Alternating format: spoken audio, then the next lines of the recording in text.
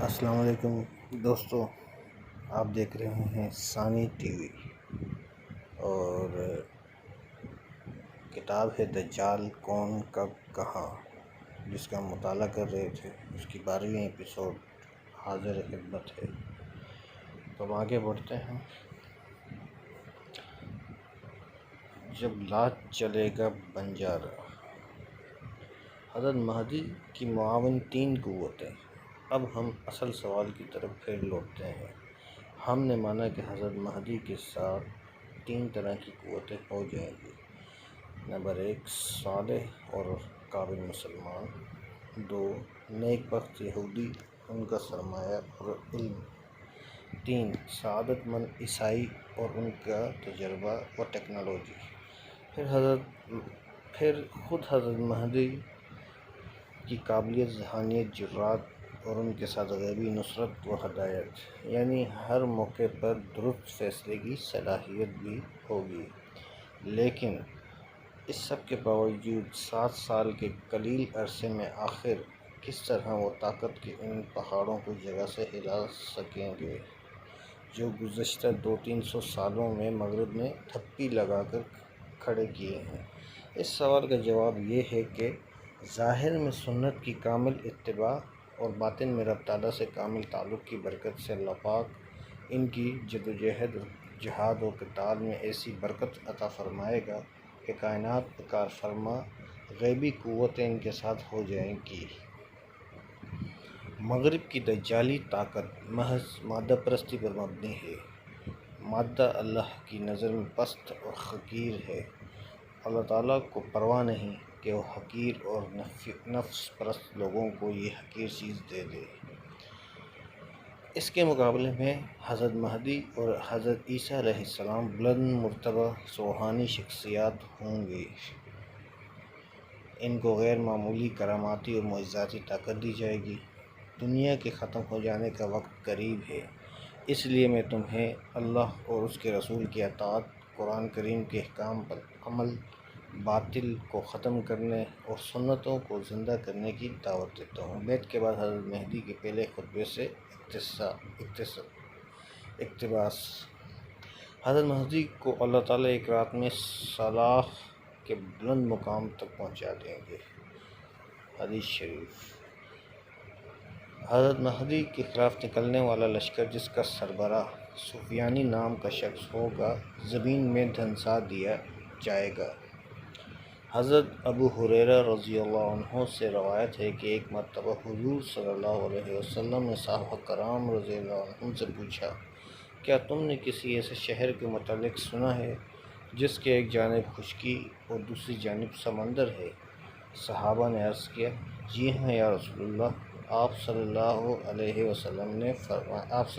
وسلم نے فرمایا، قیامت اس وقت تک قائم نہیں ہوگی جب تک کہ بنی اسحاق کے 70,000 افراد اس شہر کے لوگوں سے جہاد نہ کر لیں۔ چنانچہ مجاہدین جب وہاں پڑاؤ کریں گے تو نہ اسلحے سے لڑیں گے اور نہ تیر پھینکنے کی نوبت آئے گی۔ صرف ایک مرتبہ لا الہ الا اللہ واللہ اکبر کہنے سے شہر کی حفاظتی دیوار کا ایک حصہ گر جائے گا۔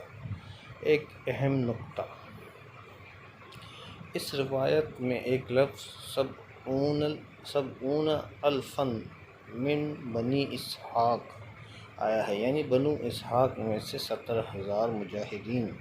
اس کے بارے میں بعض محدثین کی رائے یہ ہے کہ دراصل یہاں بنی اسماعیل مراد ہے، یعنی مسلمان، کیونکہ بنی اسحاق تو اہل کتاب ہیں، وہ کیوں کر مہدی کے ساتھ مل کر جہاد کریں گے؟ تاہم مسلم شریف کے تمام نسخوں میں من بنی اسحاق ہی وارد ہے۔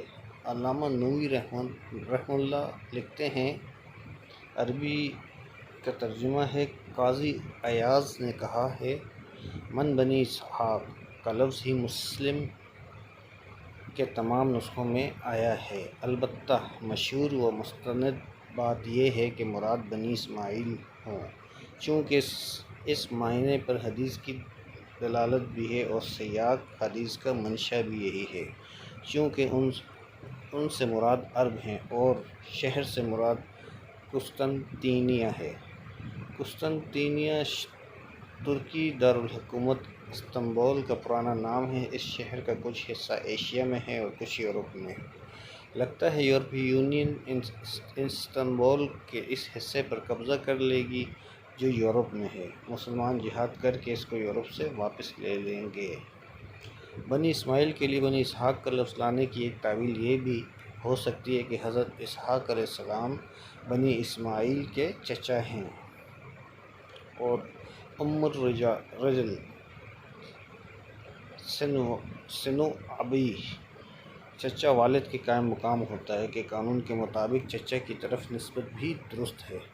بعض محققین کا کہنا ہے کہ اگر حدیث کو اس کے ظاہری معنی پر ہی رکھیں تو بنی اسحاق سے مراد وہ اہل کتاب ہوں گے جو اس زمانے میں مسلمان ہو کر لشکر مہدی میں شامل ہو جائیں گے، جیسا کہ بعض روایات میں آتا ہے، اور بعض کا کہنا ہے کہ یہاں بنو اسحاق ہی درست ہے اور اس سے مراد پٹھان مجاہدین ہیں کہ مورخین کے ایک طبقہ کے مطابق نسلی طور پر یہ اہل کتاب ہیں اور طالبان کی شکل میں حضرت مہدی کے ساتھ ہوں گے۔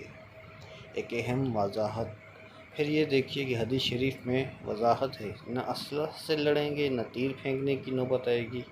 اس سے معلوم ہوا کہ مسلمان اپنے طور پر جو بہترین وسائل دستیاب ہوں انہیں حاصل کریں اور غلبہ دین کے لیے قربانیاں دیں اور دیتے رہیں۔ آگے ایک وقت پر اللہ پاک خود ہی غیب سے کوئی صورت پیدا فرمائیں گے۔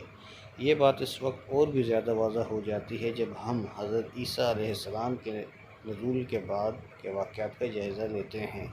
حضرت عیسیٰ علیہ السلام جس دن فجر کی نماز میں نازل ہوں گے، اس دن فجر کے بعد وہ دجال اور اس کی یہودی فوج امریکن و اسرائیلی آرمی کے خلاف جہاد شروع کریں گے۔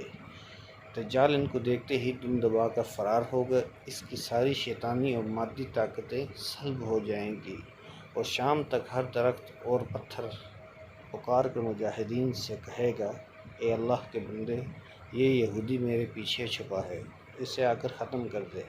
اب بتائیے، جب دجال ان کو دیکھتے ہی پگھلنا شروع ہو جائے گا، شاید اس میں $6 ملین مین یا ٹرمینیٹر کی طرح جزوی طور پر دھات کے اعضاء شامل کر دیے گئے ہوں گے۔ فتنہ پرداز یہودی مجاہدین کے ہاتھوں شام تک برباد ہو جائیں گے، تو ایک دن میں کون سی سائنس و ٹیکنالوجی ہوگی جو اہل حق کو حاصل ہو جائے گی؟ اگر آپ اس امر کی تصریح چاہتے ہیں کہ تقویٰ اور جہاد کے بلبوتے پر غیبی قوتیں کمزور و ناتواں مسلمانوں کے ہمراہ ہوں گی اور باطل کی مادی طاقت کو پگھلا ڈالیں گی، لہٰذا ہمیں مادی طاقت حسب حیثیت حاصل تو کرنا چاہیے، لیکن اس سے ڈرنا یا اس کو حرف آخر نہیں سمجھنا چاہیے۔ تو اس سے وضاحت بھی مل سکتی ہے۔ علامات قیامت، مصنف حضرت مولانا مفتی محمد رفیع عثمانی صاحب میں عبدالمنصور کے حوالے سے یہ حدیث موجود ہے، عیسیٰ بن مریم نازل ہوں گے، پس لوگوں کی آنکھوں اور ٹانگوں کے درمیان سے تاریکی ہٹ جائے گی، یعنی اتنی روشنی ہو جائے گی کہ لوگ ٹانگوں تک دیکھ سکیں۔